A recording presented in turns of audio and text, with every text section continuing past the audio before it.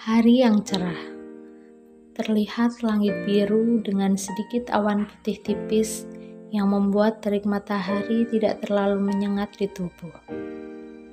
Aku berada di depan pintu rumahku.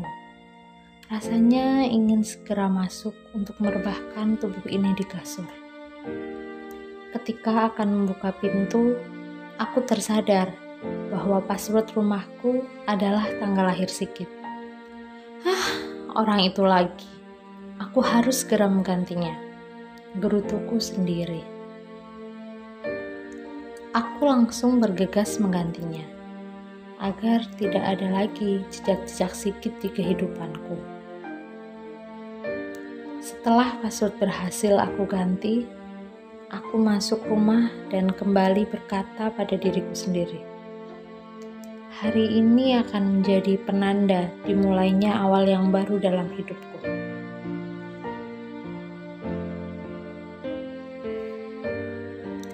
Sesampainya di dalam rumah, aku merasakan keheningan dan ketenangan yang aku dambakan akhir-akhir ini. Aku duduk di sofa ruang tengah yang memang aku peruntukkan sebagai tempat istirahat dan tempat berkumpul dengan orang-orang terdekatku, seperti Sigit dan Anissa. Makanya, ada beberapa foto mereka di ruangan ini. Seketika, amarah kembali muncul saat melihat foto-foto mereka terpasang rapih di ruangan rumahku. Ketika aku sedang membersihkan ruangan dan foto-foto mereka berdua, aku teringat sesuatu dan langsung kucari di setiap sudut ruangan. Ketemu! Suaraku lirih saat menemukan benda yang sedang kucari-cari. Sebuah buku tabungan. Aku membukanya dan kulihat isinya. Ada angka 500 juta yang tertera di buku tersebut. Aku harus mengambilnya. Saat ini aku membutuhkan banyak uang. Langsung kupikirkan segala cara untuk mendapatkan lebih banyak uang. Apa sebaiknya aku pakai judi saja uang ini? Di tengah tawaku, aku jadi teringat kalau saat ini Sigit sedang tergila-gila dengan investasi saham. Dan kalau tidak salah, sekarang adalah hari di mana Sigit akan mendapatkan banyak keuntungan dari permainan sahamnya. Aku sempat berpikir, haruskah aku pindah rumah untuk melupakan semua ini? Tapi, aku juga merasa harus membalas orang-orang yang telah menghancurkan hidupku.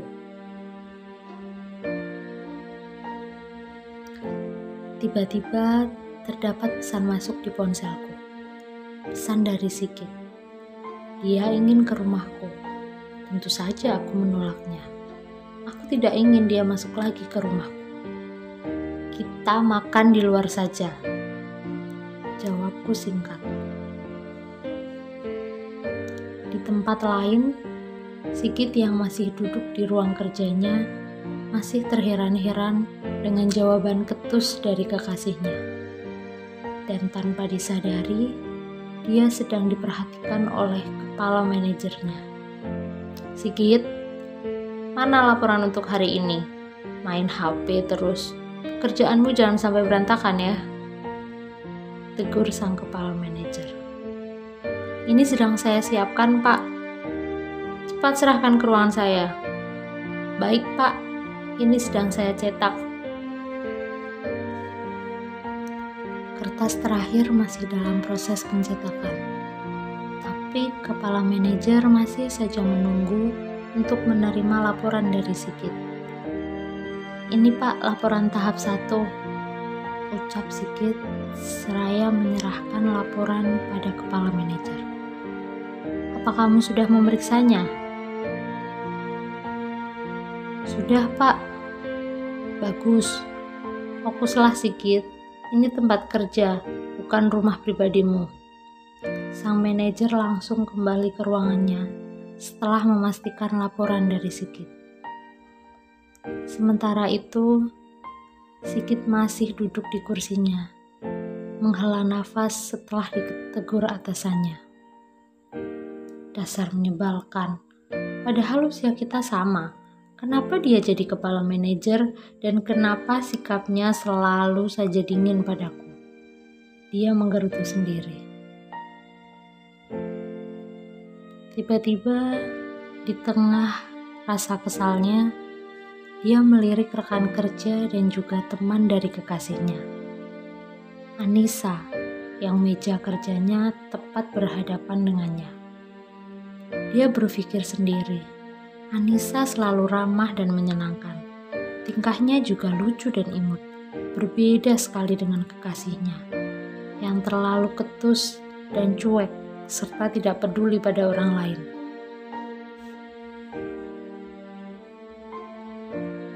Saat ini jam 7 malam. Aku sedang bersiap-siap untuk pergi makan malam dengan Sigit. Aku masih berdiri di depan cermin sambil mengagumi kulitku yang terasa seperti kulitku beberapa tahun yang lalu, sebelum semua cobaan bertubi-tubi ini datang di hidupku. Ini adalah malam terakhirku dengan Sigit. Haruskah aku pakai riasan wajah? Aku tak boleh terlihat biasa-biasa saja di depannya. Aku melanjutkan persiapanku dari riasan, rambut, dan baju. Semua aku persiapkan dengan maksimal. Ponselku berbunyi. Saat akan meraihnya, aku teringat kejadian seperti ini yang membuat tanganku terluka akibat tersengat listrik dari catok rambut yang jatuh tepat di tanganku. Dudak! Ponselku terjatuh. Aku meraihnya dari bawah meja. Kulihat tanganku baik-baik saja. Aku semakin yakin untuk merubah dan memperbaiki nasibku.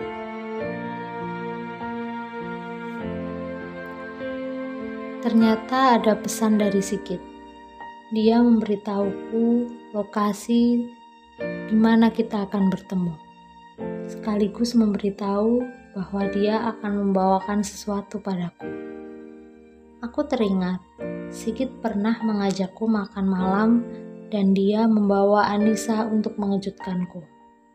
Saat itu mereka memang terlihat sangat serasi, seolah-olah memang terjadi sesuatu di antara mereka. Cinta mereka akan dipenuhi air mata setelah membunuhku. Akan kubiarkan mereka menikah dan merasakan penderitaan yang telah aku rasakan selama ini.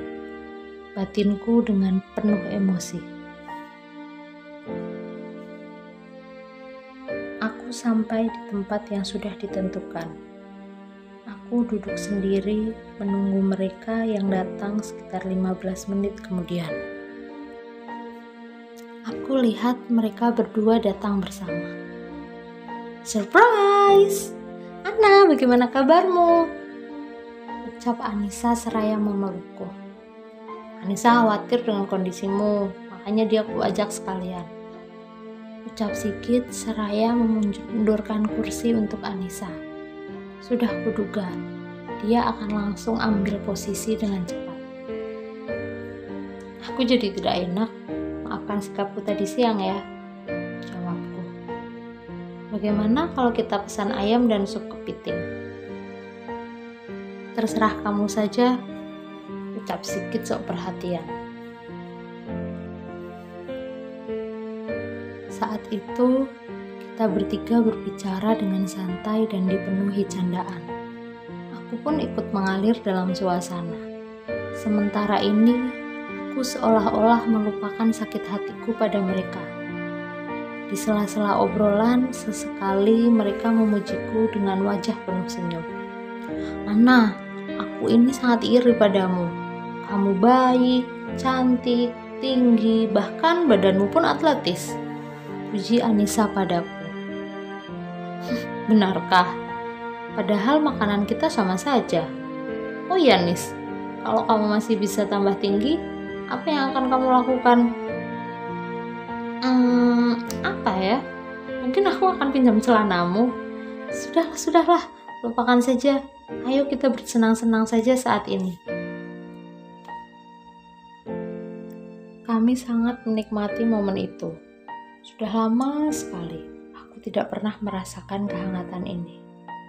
Aku mulai merasakan kembali sakitnya hati ini atas pengkhianatan mereka. Dua orang yang paling kupercayai, justru merekalah yang memberikan luka yang teramat parah di hidupku. Aku harus membalas setiap perlakuan mereka padaku.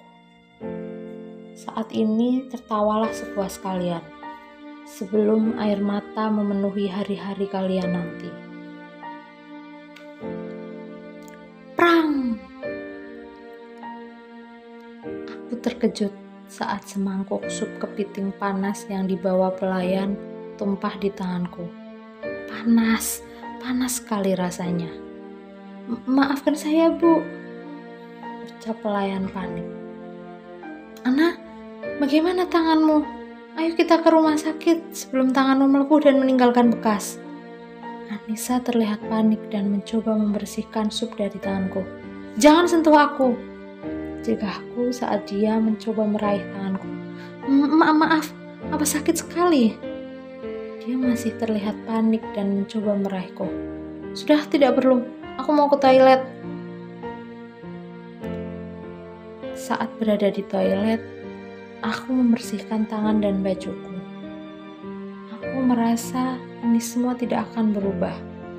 Tanganku tetap terluka. Apakah aku juga akan tetap menikah dengan Sigit dan menjalani hidup seperti dulu lagi? Tidak, ini tidak boleh terjadi. Tanpa kusadari, aku berteriak di sana. Aku kembali ke mejaku dan dari kejauhan aku melihat Sigit dan Anissa sedang menegur pelayan tadi. Aku sudah tidak apa-apa, biarkan dia kembali bekerja, ucapku karena merasa iba pada pelayan itu.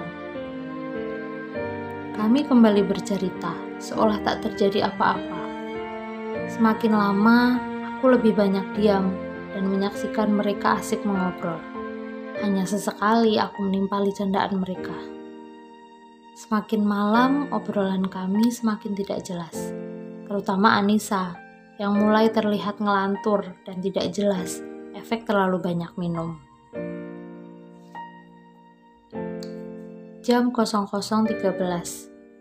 Taksi yang kupesan sudah sampai di depan restoran.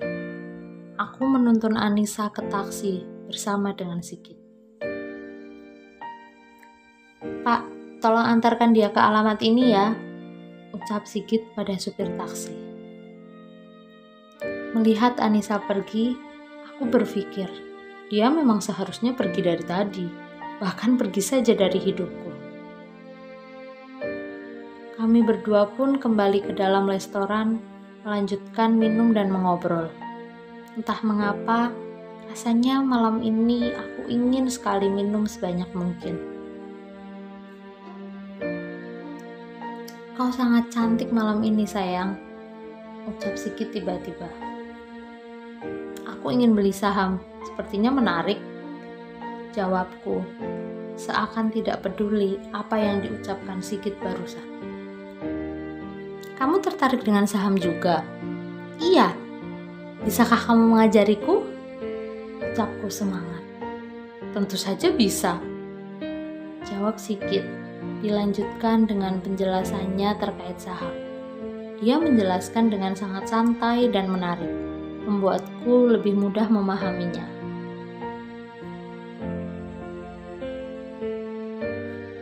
Setelah cukup lama kami bercengkrama, aku pulang diantar oleh Sigit sampai di depan rumahku.